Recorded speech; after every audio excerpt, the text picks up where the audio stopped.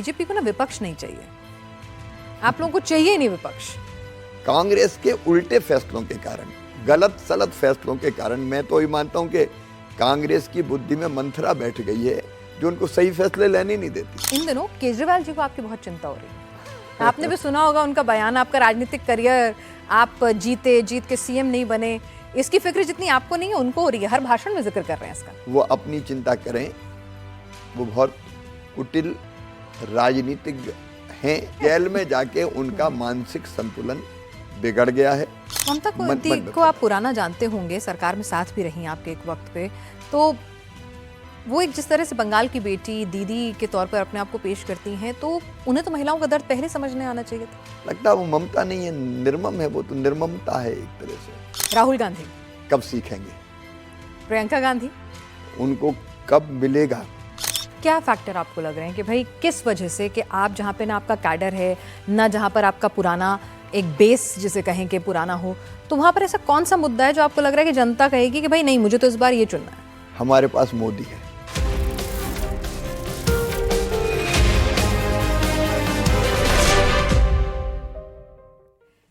राजनीति की जोड़ तोड़ हो या फिर रिश्तों का गठबंधन, हमारे साथ जो आज मेहमान हैं वो किसी के मामा हैं तो टाइगर भी बन जाते हैं जरूरत पड़ने पर। हमारे साथ हैं मध्य प्रदेश के हरदिल अजीज नेता और पूर्व मुख्यमंत्री शिवराज सिंह चौहान जी। शिवराज जी, आपका बहुत बहुत स्वागत है। धन्यवाद आपको। में चुनाव पर बात हो रही है, अमित शाह जी कह रहे हैं कि बहुमत तो आ गया है 4 चरण के बाद, आप भी घूमे हैं पूरे देश में, लग रहा है कि आ गया है बहुमत। अमित जी बिल्कुल सही कह रहे हैं, बहुमत आ गया है और निश्चित तौर पर बीजेपी एनडीए मिलाकर 400 पार होगी। 400 पार का नारा है, कहा जा रहा है कि भाई परसेप्शन के लिए, नैरेटिव के लिए तो अच्छा है, लेकिन आएंगी कहां से, दक्षिण में कैसे खाता खुलेगा? ये नारा केवल बीजेपी नहीं लगा रही, देश की जनता लगा रही है। फिर एक बार मोदी सरकार, अब की बार 400 पार, और आएंगी इसीलिए कि आप पूरब पश्चिम उत्तर दक्षिण कहीं भी देखें, इस समय चुनाव का मुद्दा एक है, एक नरेंद्र मोदी जी के प्रति, हमारे प्रधानमंत्री जी के प्रति जो श्रद्धा और भक्ति का भाव और एक विश्वास का भाव है, वो सबसे बड़ा चुनाव का मुद्दा है। लोग विकसित भारत के संकल्प को पूरा होते हुए देखना चाहते हैं, क्योंकि उनका भरोसा है कि मोदी है तो मुमकिन है। और आपने तो कहा भी था हमारे पास मोदी है, तुम्हारे पास क्या है? निश्चित तौर पर मैंने इसलिए कहा था कि बाकी लोग हैं कहाँ, बाकी है कहाँ। कांग्रेस खत्म ही होगी मध्य प्रदेश जैसे राज्यों में, कोई नेता उनका दिख नहीं रहा है, वहां मैदान में कोई निकल नहीं रहा, हताश है, निराश है। और इसलिए मैं कह रहा हूं कि भारतीय जनता पार्टी को अप्रत्याशित सफलता मिलेगी और हम, भारतीय जनता पार्टी अकेली 370 पार करेगी और एनडीए 400 के पार जा रही है। जी, तो आप कॉन्फिडेंट है। आप तो दक्षिण भारत में भी होकर आए हैं और दक्षिण भारत में भी आप कह रहे थे कि आवाज आ रही है मामा मामा, दक्षिण भारत से भी। तो दक्षिण भारत में क्या वाकई में आपको लगता है कि काडर, नेता, तमाम इक्वेशन और जो वहाँ की क्षेत्रीय पार्टियां हैं उनके उस तरह के मजबूत साथ के बिना भी, आप तमिलनाडु की बात करें, हम दूसरे राज्यों की बात करें, आप वाकई में कमल खिला लेंगे? जनता जब ठान लेती है तो बाकी चीजें नहीं देखती। 1977 में जब चुनाव हुए थे, जनता पार्टी का कौन सा केडर था? जनता ने ठान लिया कि जिताना है। इस बार दक्षिण की जनता भी ठान चुकी है और इसलिए मैं आपको विश्वास पूर्वक कह रहा हूं, तेलंगाना हो, कर्नाटक हो, आंध्र में हमारे गठबंधन के साथ हो, टीडीपी के साथ, या फिर केरल हो, तमिलनाडु हो, भारतीय जनता पार्टी का कमल हर जगह खिल रहा है। क्या फैक्टर आपको लग रहे हैं कि भाई किस वजह से कि आप जहाँ पे ना आपका कैडर है, ना जहाँ पर आपका पुराना एक बेस जिसे कहें कि पुराना हो, तो वहाँ पर ऐसा कौन सा मुद्दा है जो आपको लग रहा है कि जनता कहेगी कि भाई नहीं, मुझे तो इस बार ये चुनना है? हमारे पास मोदी है और लोगों का उनमें विश्वास है, और इसलिए इंडी गठबंधन जिस तरह से बिखरा हुआ है, ना नेता, ना नेतृत्व, ना नीति, ना दिशा, ना दृष्टि, तो लोग अपना वोट फेंकना नहीं चाहते। साफ दिख रहा है कि मोदी जी अगर हैं तो देश दुनिया का नेतृत्व करेगा, तीसरी सबसे बड़ी अर्थव्यवस्था हम बनने ही वाले हैं। जिस तेजी से देश का विकास हुआ है, हर प्रांत, हर वर्ग, पूरब पश्चिम उत्तर दक्षिण, एक ही आवाज है कि फिर एक बार मोदी जी। लेकिन इंडी गठबंधन तो कह रहा है शिवराज जी कि 140 करोड़ की जनता जो है आपको 140 पर समेट देगी, केजरीवाल जी कह रहे हैं 200 भी लिख के ले लो नहीं आती हैं। अब सबसे खराब हार होगी राहुल गांधी राइटिंग में देने को तैयार है। उनका भी तो कुछ आकलन होगा। राहुल जी राइटिंग में दे रहे थे मध्य प्रदेश में कि कांग्रेस 150 से ज्यादा सीटें जीतेगी विधानसभा के चुनाव में। कहाँ गई उनकी राइटिंग? मन को बहलाने को गालिब ख्याल अच्छा है, या वो ये जानते हैं कि वो झूठ बोल रहे हैं फिर भी बोल रहे हैं कि कहीं ना कहीं थोड़ा बहुत तो स्टैंड करें। चलिए, तो आप मध्य प्रदेश का जिक्र कर रहे थे तो मध्य प्रदेश की बात करें। मध्य प्रदेश में आप जब तक कमान संभाले हुए थे आप 28 सीटें बीजेपी को देते थे। इस बार टारगेट 29 रखा है। आपको लगता है वो अचीव हो पाएगा? हम सभी 29 सीटें जीत रहे हैं। छिंदवाड़ा कैसे जीतेंगे? बिल्कुल जीत रहे हैं। आप देखिएगा पिछली बार भी छिंदवाड़ा जब उनकी सरकार थी हम केवल 37,000 वोट से छिंदवाड़ा हारे थे। आज कांग्रेस कहीं नहीं है। कमलनाथ जी की विश्वसनीयता पूरी तरह समाप्त हो गई है। लेकिन काफी इमोशनल कर रहे हैं जनता को। कांग्रेस के लोग ही कह रहे थे कि जब तुम ही बीजेपी की तरफ जा रहे थे, बीच में तो जो घटनाक्रम हुआ उसके कारण वो कहीं के नहीं रहे, ना खुदा ही मिला, ना विसाले सनम, ना इधर के रहे ना उधर के रहे। उनकी विश्वसनीयता पूरी तरह समाप्त है और लोग भाजपा के मोदी जी के साथ है, इसलिए हम छिंदवाड़ा भी जीतेंगे। ये आते आते रुक कैसे गए?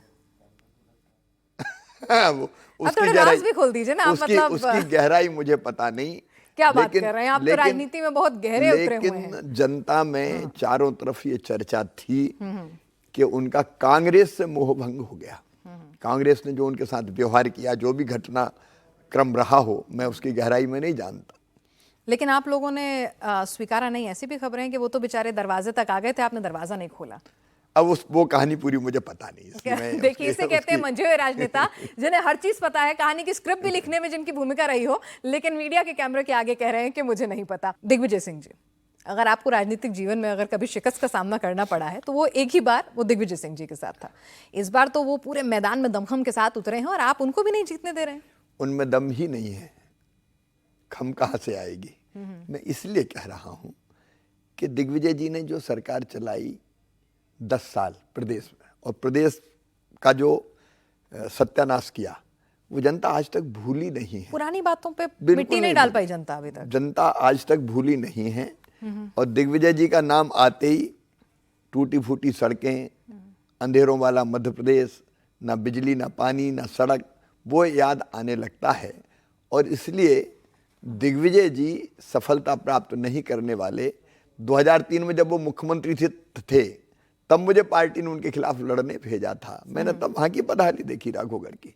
और इसलिए आप लिख के रख लीजिएगा, दिग्विजय जी भी चुनाव साधारण वोटों से नहीं, बड़े अंतर से हार रहे हैं। बड़े अंतर से हार रहे हैं आप कह रहे हैं। चलिए, तो ठीक है, इस पर ही एक सवाल बनता है कि एक और सवाल उठ रहा है। राजनीति के चिंतक कह लीजिए, आलोचक कह लीजिए, सब लोग की चिंता जता रहे हैं कि भाई बीजेपी को ना विपक्ष नहीं चाहिए। आप लोगों को चाहिए ही नहीं विपक्ष। रेस में अकेले दौड़ना है, अकेले नंबर 1 आना है।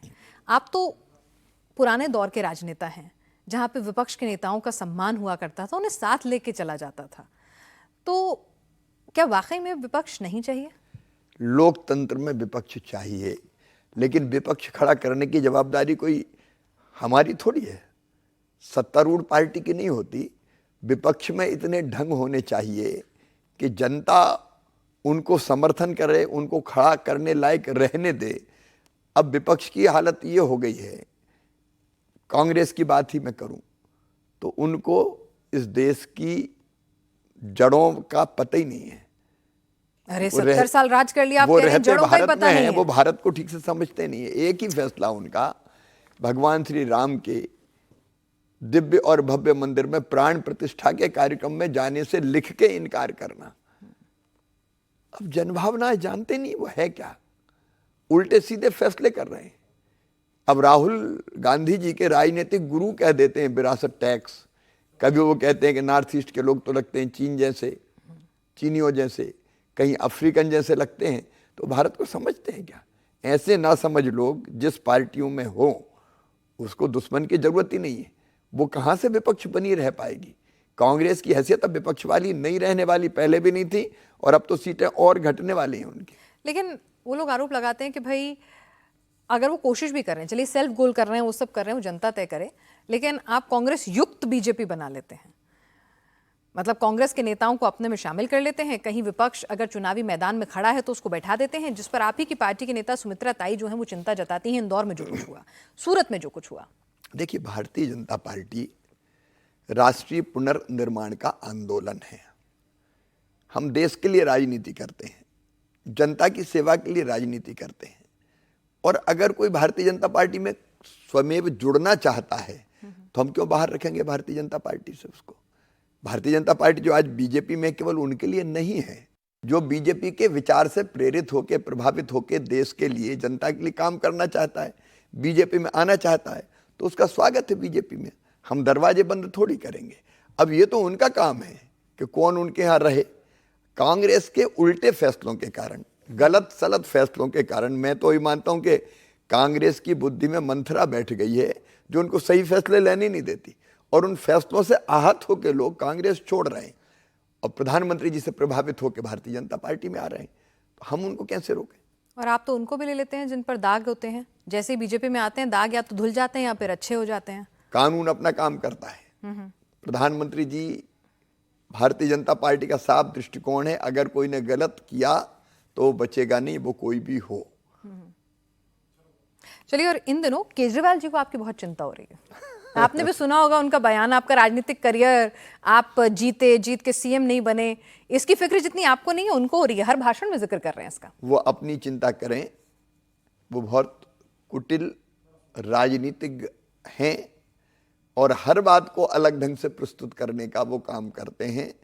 लेकिन मुझे लगता है कि ये तो राजनेता की क्वालिटी है। जेल में जाके उनका मानसिक संतुलन बिगड़ गया है। अभी वो बेल पे है, फिर उनको जेल जाना है, और इसलिए इधर उधर की बातें वो करने का प्रयत्न कर रहे हैं। वो हमारी चिंता ना करें, वो खुद की चिंता करें। केजरीवाल जी के, चले वो तो आप कह रहे हैं कि वो अपनी चिंता करें, लेकिन केजरीवाल जी भी अगर हम देखें तो जो आपका अंदाज था ना, उससे काफ़ी इंस्पायर लगते हैं। वो भी तीर्थ यात्रा कराते हैं, वो भी भाई बहन मामा बन जाते हैं, बेटा बन जाते हैं। उनकी भी स्कीम्स जो होती हैं वो आपकी स्कीम से इंस्पायर्ड हुई लगती हैं। तो काफ़ी प्रभाव लगता है मुझे केजरीवाल जी पर। मैंने जो कुछ किया वो अंतरात्मा से किया। अगर हमने लाडली लक्ष्मी योजना बनाई तो इसलिए बनाई कि कई बार बेटियां कोख में ही मार दी जाती थी, सेक्स रेशियो बदल रहा था, बेटे ज़्यादा पैदा हो रहे थे, बेटियां कम पैदा हो रही थी, और वो दर्द बचपन से मेरे सीने में था। तो मुझे लगा कि बेटी लखपति पैदा होनी चाहिए, बोझ ना हो, वरदान बन जाए।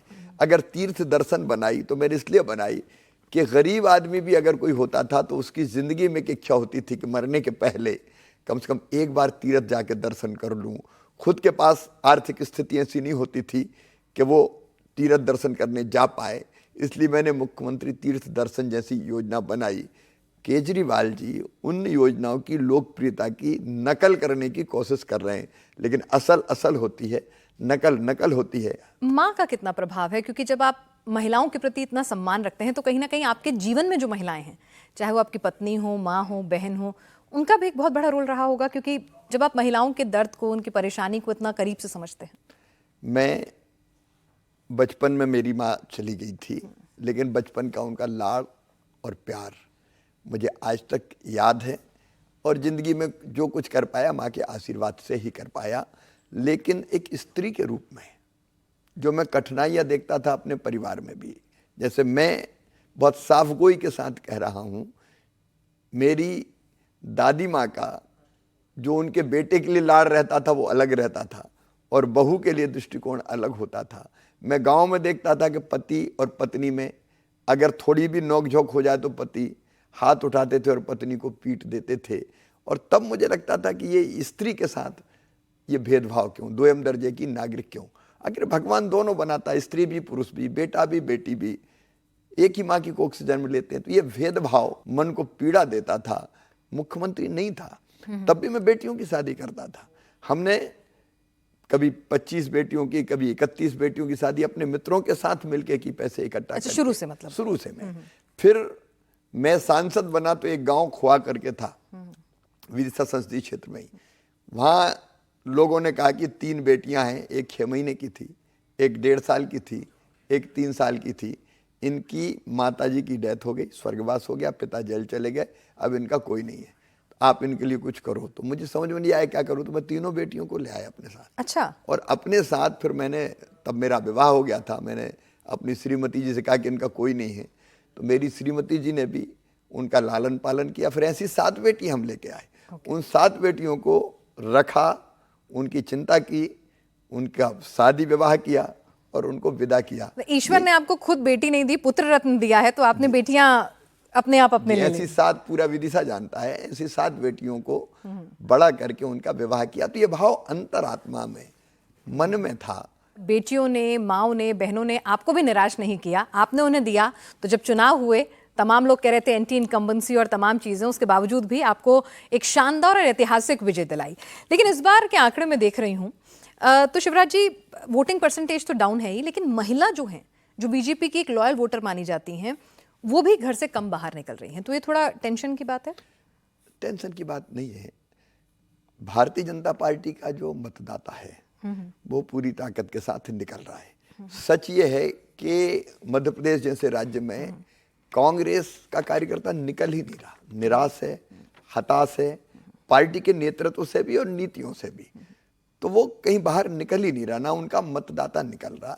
और इसलिए अगर आप देखेंगे वोटिंग परसेंटेज मध्य प्रदेश में लगातार इंक्रीज हुआ है। हम लोगों ने नहीं, विदिशा में तो इंक्रीज हुआ है, जो मेरे डेटा कह रहा है कि विदिशा में तो लोग घर से बाहर निकले और महिलाएं भी खूब निकली हैं। नहीं, मैं फर्स्ट फेज के बाद सेकंड में थोड़ा बढ़ा, थर्ड में थोड़ा बढ़ा और महिलाएं भी निकली।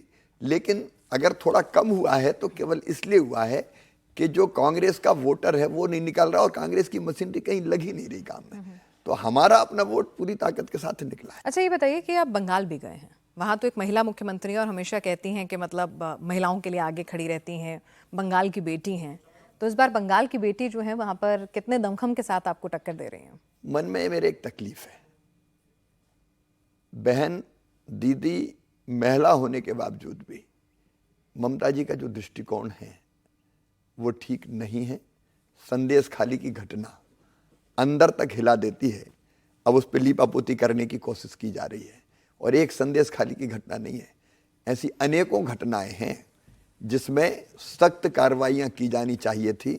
लेकिन महिला होने के बावजूद ममता जी ने उसको जस्टिफाइड करने की कोशिश की कि फलानी जगह तो ये था, इसके कारण ऐसा हुआ। ऐसा नहीं होता। देखो, मध्य प्रदेश जैसे राज्य में मुझे गर्व ये कहते हुए सबसे पहले हमने तय किया कि मासूम बिटिया के साथ अगर कोई गलत हरकत करेगा तो सीधे फांसी के फंदे पे लटकाया जाएगा और 50 से ज्यादा लोगों को फांसी की सजा सुनाई गई। अलग बात है कि सुप्रीम कोर्ट तक और राष्ट्रपति तक मामला जाता है तो देर लगती है, लेकिन हमने कड़े कानून बनाए और इस तरह के जो रैपिस्ट या गलत तरह के लोग थे उनके खिलाफ कड़ी कार्रवाई की। लेकिन वहाँ शेख शाहजहां जैसे लोगों को बचाने की कोशिश की जाती है और एक संदेश खाली की घटना नहीं, ऐसी अनेक घटना है। मैं सचमुच में कहूँ, व्यक्तिगत रूप से भी मेरे मन को बहुत तकलीफ, ये दृष्टि उनकी देख कर बहुत तकलीफ। ममता को आप पुराना जानते होंगे, सरकार में साथ भी रही आपके एक वक्त पे, तो वो एक जिस तरह से बंगाल की बेटी दीदी के तौर पर अपने आप को पेश करती हैं, तो उन्हें तो महिलाओं का दर्द पहले समझने आना चाहिए था। आश्चर्य की बात यही है कि उस दर्द को वोट बैंक की राजनीति के कारण ममता दीदी ने समझा नहीं। और कई, जब मैं अभी गया तो लोगों ने जो घटनाएं बयान की तो लगता है वो ममता नहीं है, निर्मम है, वो तो निर्ममता है एक तरह से। आपको लगता है वोट में अंतर होगा, ये रिजल्ट में रिफ्लेक्ट करेगा ये नाराजगी? निश्चित तौर पर लोग परेशान हैं और उनका जो असली जो कामकाज के बाद आकलन लोगों ने किया तो ममता जी जो थी, जैसी कहती थी वैसी है नहीं। और इस बार जबरदस्त आक्रोश की लहर मुझे पश्चिम बंगाल में दिखाई दे रही है। एक शांत क्रांति पश्चिम बंगाल में होगी टीएमसी को हराने की और भारतीय जनता पार्टी को जिताने की। चलिए, अब आपकी बात कर लेते हैं। काम ऐसा करो कि आपके जाने के बाद भी लोग याद करें और मामा मामा पुकारें। और अब आपकी बहनें आपको अभी तक याद करती हैं, मिस करती हैं। हम ग्राउंड पे गए तो ये महसूस किया। अब आप कह रहे हैं आप दिल्ली जा रहे हैं, दिल्ली में क्या रोल चाह रहे हैं? मेरी कोई व्यक्तिगत इच्छा नहीं है। मैं फिर विनम्रतापूर्वक कहना चाहता हूँ, राजनीति एक मिशन है देश की सेवा का, राष्ट्रीय पुनर्निर्माण के लिए राजनीति, देश के विकास के लिए राजनीति, जनता के कल्याण के लिए राजनीति, दरिद्र नारायण की सेवा के लिए राजनीति। और पार्टी है भारतीय जनता पार्टी, क्योंकि इससे बेहतर कोई दल है नहीं। तो भारतीय जनता पार्टी की जब आप कार्यकर्ता है तो पार्टी तय करेगी कि आप कहाँ काम करेंगे। देखिए, मैं अत्यंत गर्व के साथ कहता हूँ, मैं ऐसा कार्य करता हूँ जिसको भारतीय जनता पार्टी ने दिया ही दिया है। मैं 6 बार विधायक, 5 बार सांसद, अभी 6वीं बार बनने वाला हूँ, 12 तो यही हो जाएंगे, 4 बार मुख्यमंत्री। मैं भारतीय जनता पार्टी का राष्ट्रीय उपाध्यक्ष रहा, राष्ट्रीय महामंत्री रहा, राष्ट्रीय मंत्री रहा, प्रदेश का अध्यक्ष रहा, प्रदेश का महामंत्री रहा, भारतीय जनता पार्टी की यूथ विंग जनता युवा मोर्चे का राष्ट्रीय अध्यक्ष रहा। और क्या देगी पार्टी मुझे? शिवराज जी संगठन में नजर आएंगे कि सरकार में नजर आएंगे? क्या जहां पार्टी तय करेगी, हाँ, मैं वही काम करूंगा। मुझे खुद की पार्टी पर्सनल चॉइस कुछ नहीं। लेकिन एक खत अब लिखा सौंप था। दिया इस जीवन का सब भार तुम्हारे हाथों में। पार्टी जो तय करेगी। देखिए, जीवन की बची सांसें मुझे अपनी जनता और देश की सेवा में लगाना है। पीएम मोदी का एक खत था जिसमें आपकी तारीफ की गई थी और खासतौर से कृषि के क्षेत्र में जो कुछ आपने काम किया उसको लेकर, एक बीमारू राज्य से आपने जो छवि बदली मध्य प्रदेश की, उसको लेकर काफी सराहा गया था। तो अब हम पत्रकारों का तो काम होता है उसमें से खबर निकालने की कोशिश करना, तो क्या हम आपको कृषि मंत्री के तौर पर भी केंद्र में देख सकते हैं? प्रधानमंत्री जी का आशीर्वाद मेरे लिए सौभाग्य है। हमारे नेता हैं, गाइड और फिलासफर हैं। अब जो काम भी देंगे मैं क्यों सोचूं, ये मेरा काम है ही नहीं। इच्छाएं तो होती हैं भाई आदमी की, मतलब कुछ तो एस्पिरेशंस भी होती है ना। इच्छा एक ही है, अपने देश के लिए काम करना है। भारतीय जनता पार्टी के कार्यकर्ता के रूप में जो काम देंगे वो काम करूं। चलिए, अब हम अपने कार्यक्रम के उस हिस्से में आ गए हैं, जरा थोड़ा सा फन एलिमेंट ऐड करते हैं। मैं कुछ चीजें बोलूंगी, उसको आप लाइन को पूरा करना है। मेरा नाम शिवराज सिंह चौहान है, छोटी छोटी बातों का मुझ पे असर नहीं पड़ता। टाइगर अभी जिंदा है, कार्यकर्ता के रूप में। होर्डिंग से फोटो ऐसे गायब, ये अवसरवादी लोगों के लिए। शिवराज सीएम नहीं रहे क्योंकि कार्यकर्ता है, जो जिम्मेदारी दी वो पूरी कर रहे हैं। मोहन यादव को सीएम बनाया गया क्योंकि वो योग्य हैं और बहुत अच्छा काम कर रहे हैं। ये मैं हूं और ये मेरी ये मैं हूं और ये मेरी जनता है जिसका मैं सेवक हूं। देख रहा है ना विनोद? वो देखते रहे। अब मामा दिल्ली जाएंगे और दिल्ली भी खाली पीली। हाँ, सांसद बन के तो आ ही रहा हूं। अब मैं कुछ वर्ड्स और कुछ नेताओं के नाम लूंगी, आपके दिमाग में जो पहला थॉट आए आप वो हमसे साझा कीजिएगा। यूसीसी लागू होनी चाहिए। जनसंख्या नियंत्रण कानून, जनसंख्या नियंत्रित होनी चाहिए, कन्वेंस करके जनता को। मंगलसूत्र, ये तो पवित्रतम हमारा बहन का प्रतीक है और वो हमेशा उसका सम्मान होना चाहिए। संविधान सुरक्षित है, आरक्षण जारी रहेगा। राहुल गांधी कब सीखेंगे? प्रियंका गांधी उनको कब मिलेगा? कब मिलेगा? ठीक है, अखिलेश यादव कितना झूठ बोलेंगे? केजरीवाल झूठ बोले कौवा काटे। ममता बनर्जी निर्ममता। दिग्विजय सिंह बंटा ढार। कमलनाथ ना इधर के रहे ना उधर के रहे। सोनिया गांधी कुछ नहीं कहूंगा। अमित शाह असंभव को संभव करते हैं। नरेंद्र मोदी देश का विश्वास, श्रद्धा और भक्ति जिनके प्रति है वो देश का विश्वास है। Last not the least Shivraj Singh Chouhan अपनी जनता का सेवक जब तक जीऊंगा हर सांस जनता और देश की सेवा में गुजारना चाहता हूं। शिवराज जी आप हमारे साथ आए और आपने हमेशा की तरह से बहुत ही बेबाक और तमाम सवालों के जवाब दिए। आपका बहुत बहुत शुक्रिया। आपको भी बहुत धन्यवाद।